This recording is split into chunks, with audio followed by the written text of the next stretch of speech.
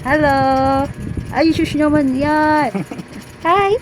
For today's video guys, inayos ko muna yung lip tint na nilagay ko sa lips ko guys kasi parang hindi siya pantay o sadya yung lips ko lang hindi pantay, cherries.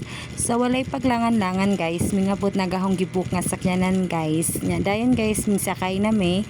Kay lagi guys na may importanteng lakon. Among ipa-check up ko nagamong bata guys. Kay lagi 2 days na siyang giubo. Lisod kayo og ingani nga months or ingani nga age ang magkasakit guys. Kay dili pa sila kabalo musulti kung sa ilang sakit niya. Dayon guys, sa walay paglangan-langan guys, may biyahe na mi diring dapita. Nya takita mo sa kamot sa bata guys, grabe kayo mugunit. Ano yung kahigpit hadlok buhian. Sa walay paglangan-langan guys, ming abot na mi sa pa-check upan sa akong bata. Enjong na dungo guys, gahay kayo ang ubos sa mong bata niya. Mao to guys na human naman check up, automatic hatagan magreseta sa doktor guys niya. Dayon guys, may ato nami sa mga likansiya guys para mag-withdraw og kwarta kay wa na may kwarta. Sa walay paglangan-langan guys, sahaw nang gipalit ang gireseta sa doktor. Nya mao to guys, naghuwat ko diha kay gimix pa daw nila ang tambal kay gibutangan magtubig.